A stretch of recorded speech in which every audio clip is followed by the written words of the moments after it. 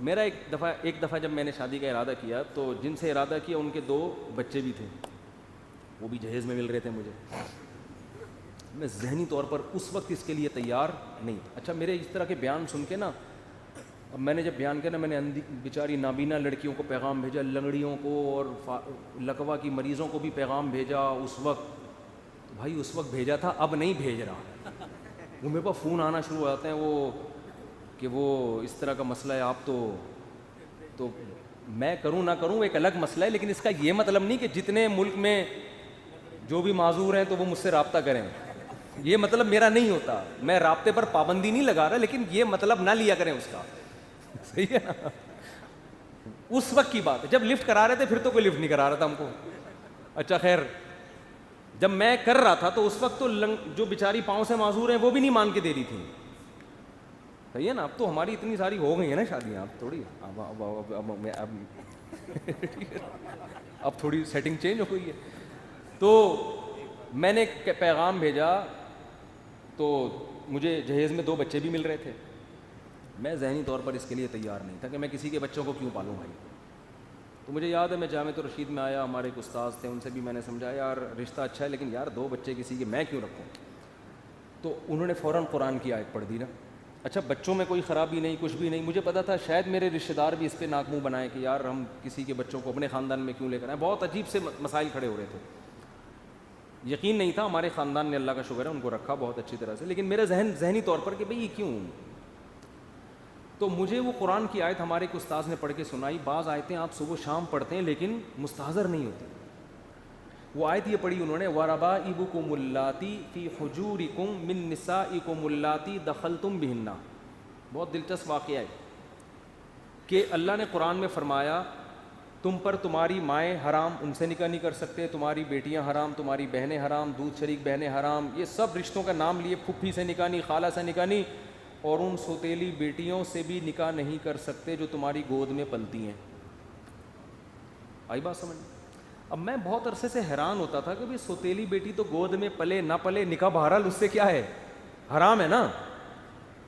نہیں آ رہی بات سمجھ میں؟ بھائی گود میں تو ہم ماں کی بھی پلتے ہیں. اللہ نے کہا تم پر تمہاری مائیں حرام، یہ نہیں کہا وہ مائیں جن کی گود میں تم پلتے ہو. کیا خیال ہے بھائی؟ پلتے ہی ہیں نا. لیکن اللہ نے اس صفت کو ہائی لائٹ نہیں کیا. تم پر تمہاری بیٹیاں، سگی بیٹیاں بھی حرام جو تمہاری گود میں پلتی ہیں، یہ نہیں کہا بس بیٹیاں حرام. بہنیں حرام جن کے ساتھ تم ایک گود میں پلتے ہو، یہ نہیں کہا بس تمہاری بہنیں حرام. ستیلی بیٹی کا ذکر آیا تو تمہاری وہ ستیلی بیٹیاں جو تمہاری گود میں پلتی ہیں آئیں. میں یہ آیت پہ ہمیشہ حیران ہوتا تھا کہ قرآن نے اس کو ذکر کیوں کیا ہے، حالانکہ جیسے سگی بیٹی آپ کی گود میں پلے یا کسی اور کی گود میں پلے، نکاح اس سے کیا ہے، حرام ہے. آپ اپنی ماں کی گود میں پلے نہ پلے، ماں سے نکاح کیا ہے، حرام ہے. سوتیلی بیٹی آپ کی گود میں پلے یا نہ پلے، آپ کے لیے نکاح اس سے حرام ہے کہ نہیں ہے. لیکن پھر قرآن یہ ذکر کیوں کر رہا ہے جب اس شرط کا کوئی فائدہ ہی نہیں ہے. یہ میرے ذہن میں ایک اشکال تھا جس کے جواب کی طرف میں نے کبھی سوچا بھی نہیں کہ اللہ کا کلام میں کوئی حکمت ہوگی، ہر چیز ہمیں تھوڑی معلوم ہوتی ہے. تو میں نے جب یہ ذکر کیا یار وہ بچے بھی مل رہے ہیں مجھے، تو میرے دماغ اس کے لیے ایگری نہیں ہو رہا. وہ وجہ اس کی ہے کہ بھئی یہ تو شریعت میں بھی کوئی پسندیدہ کام تھوڑی ہے یہ کہ کسی کے بچوں کو پالو. بھئی وہ اپنے رشتہ داروں کے آ رہے ہیں، ہم کیوں رکھیں ان کو. تو انہوں نے فوراً قرآن کی آیت پڑھی، وَرَبَائِبُكُمُ اللَّاتِي، تمہاری وہ ستیلی بیٹیاں جو تمہاری گود میں پلتی ہیں. انہوں نے کہا یہ قرآن نے گود میں پلنے کا ذکر اس لیے کیا کہ عام طور پہ صحابہ جب کسی بچوں والی عورت سے شادی کرتے تھے تو چھوٹے بچے خود ہی پالتے تھے. تو یہ رواج تھا، تو اس رواج کو قرآن نے کیا کر دیا، ہائی لائٹ. میرے ذہن میں آیا قرآن اس رواج کو کیوں ہائی لائٹ کر رہا ہے. اس رواج کو ہائی لائٹ نہیں کر رہا. سگی ماؤں کی گود میں بھی تو پلتے تھے لوگ، سگی بیٹیوں کو بھی تو صحابہ گود میں پالتے تھے، ان کا ذکر نہیں کر رہا. اس صفت کو ہائی لائٹ اس لیے کر رہا ہے، اللہ کو پتا ہے کہ سگی بیٹیاں ہمیشہ گودوں میں ہی پلیں گی باپ کے، اور آپ ہمیشہ اپنی ماں کی گودوں میں پلو گے. ایک دور آنے والا ہے کہ سوتیلی بیٹی کو کوئی گود میں پالنے کے لیے تیار نہیں ہوگا. اس لیے اللہ نے اس صفت کو ہائی لائٹ کر دیا کہ تمہاری وہ سوتیلی بیٹیاں جو تمہاری گود میں پلیوں. میں نے کہا قرآن سے دلیل مل گئی، میرے الفاظ تھے، میں نے کہا کسی کا باپ مجھے اس نکاح سے روک کے دکھائے، ایسی کی تیسی. ہزاروں تو دلبر ہیں، کس کس کو دے دل والا ہمارا حساب نہیں ہے. ہمارا دلبر کون ہے، خدا ہے. بھاڑ میں جائے ہندو کیا کہتا ہے، بھاڑ میں جائے میں نے تو یہاں تک کہا میری ماں کیا کہتی ہے, میرا بھائی کیا کہتا ہے, میری بہن کیا کہتی ہے, میرا ماموں کیا کہتا ہے, میرا چاچا کیا کہتا ہے, میرا پھپھا کیا کہتا ہے, بھاڑ میں جائے ایسی کی تیسی, خدا کے آگے کسی کی نہیں چلے گی. تو میرے ایسے جذبات ہوئے نا ایسی کی تیسی. اور اللہ کا شکر ہے میری شادی ابھی وہ بچی بڑی ہو گئی ہے اور رہ رہے ہیں, اللہ کا شکر ہے, اللہ برکتیں دے. اور وہی ہمارے پاس ہی آگے رہی, بچے بڑے ہو گئے وہ الحمدللہ. تو یہ 2008 یا 9 کی بات ہے. میں اتنا نیک نہیں ہوں جتنا آپ مجھے سمجھنا ہوگا, اور اتنے نیک, اللہ اتنا فری ہونے کی ضرورت نہیں ہے. انسان ہمیشہ اپنے اچھے کارنامے بیان کر رہا ہوتا ہے اور جو الٹے الٹے کام کیے ہوتے ہیں اس کو تو میں یہ بھی نہیں کہہ رہا کہ میں نے الٹے الٹے کام کیے ہیں, اگر کیے بھی ہوں گے تو اللہ کو بتا کے معافی مانگوں, آپ کو کیوں بتاؤں گا میں. میرا مطلب زیادہ فری ہونے کی ضرورت نہیں ہے کہ آپ وہ جوش میں آ گئے, ارے مفتی صاحب. وہ بہت لوگ, بندے کو تباہ پبلک کرتی ہے. انسان کو اپنے عیب پتہ ہوتے ہیں, لیکن جب لوگ اس کی تعریفیں کرتے ہیں نا تو انسان اپنے عیب بھول جاتے ہیں. انسان کہتے ہیں یہ صحیح کہہ رہا ہے, اصل میں تو میں یہ ہے جو میں ہوں, اور یہ بگاڑتے ہیں, برباد کر دیتے ہیں. تو اس لیے زیادہ, ہر آدمی کی زندگی میں کچھ برے اعمال کچھ اچھے اعمال ہوتے ہیں, لیکن بتانے کا میرا مقصد یہ ہے کہ اسلام نے ہم میں کتنا کانفیڈنس پیدا کر دیا, کتنا کانفیڈنس کہ یار اب ہمیں سند مل گئی, بھی ٹھیک ہے, بھاڑ میں جائے, پبلک کیا کہہ رہی ہے.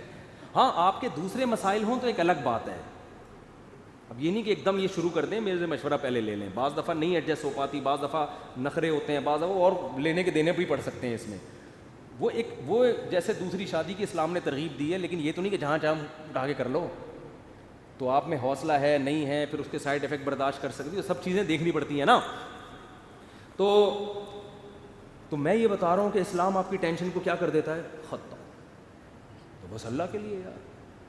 تو اس نے اتنی اس آیت نے مجھ میں کیا پیدا کر دیا, کانفیڈنس. میری اپنی بچی کی شادی میں نے بہت کم عمر میں کی ہے, بالغ ہوتے ہی رشتہ آ گیا تھا. اور بعض لوگوں نے کہا یہ کیا ہو رہا ہے, میں نے کہا بھائی رشتہ بھی ٹھیک ہے, کوئی مجھے سائڈ افیکٹ بھی نہیں لگ رہا اس کا, اللہ کہہ رہا ہے جلدی کرو, بھاڑ میں جائے. محلے والے کیا کہہ رہے ہیں, بھاڑ میں جائے. یہ بھاڑ میں جائے گا لفظ یاد رکھ لیں. وہ کیا کہہ رہا ہے, فلانا کیا کہہ رہا ہے, ڈمکانا کیا. بھائی اللہ نے حکم دیا. ہاں بچی سے پوچھ لو, اس پہ زبردستی نہ ڈالو, کوئی اگلا نہ راضی ہو تو پھر تو اللہ ہی کہہ رہا ہے پھر نہیں کرو. یہاں بھی اللہ نے 2 اور 2 4 کی طرح ہمیں کیا کر دیا, اللہ کہہ رہا ہے بھائی اگلا خوش نہیں ہے پھر نہیں کر سکتے آپ, پھر زبردستی نہیں ہے. ماں باپ اللہ کو نہیں مان رہے آج کل, لہذا ساری سیٹنگ کیا ہوئی ہے, آؤٹ. اپنے بیٹے پہ دباؤ ڈال, یہاں کرے گا تیرا باپ بھی شادی یہاں کرے گا. دیکھ میں اس باپ سے کہتا ہوں آپ بیٹے کو فورس نہیں کر سکتے, یہ الاؤ ہی نہیں ہے. اب یہ ٹینشن باپ کی خود کی پالی ہوئی ہے نا, کیا خیال ہے کہ یہاں کیوں کر رہا ہے وہاں کیوں نہیں کر رہا, یہ ٹینشن باپ کی خود کی پالی ہوئی ہے نا. اگر اس کو پتا ہو بھائی مجھے اللہ نے بیٹے پر اتنا کنٹرول نہیں دیا ہے کہ گن پوائنٹ پہ میں کرا دوں, باپ ٹینشن ہی نہیں لے گا. بھائی اللہ نے حکم دیا, بھائی اللہ نے منع کر دیا تو کیا کریں.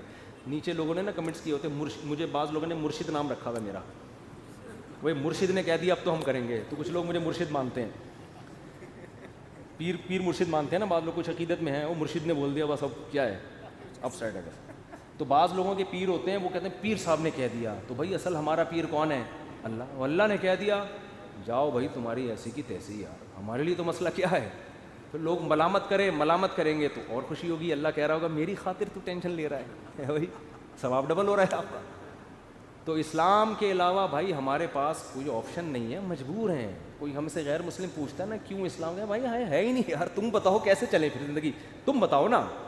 تمہارے پاس تو کوئی پیپر ہی نہیں ہے, ایگزامینیشن ہال میں بیٹھ کے میں کیا پکوڑے کھاؤں, یہاں کیا کروں بیٹھ کے.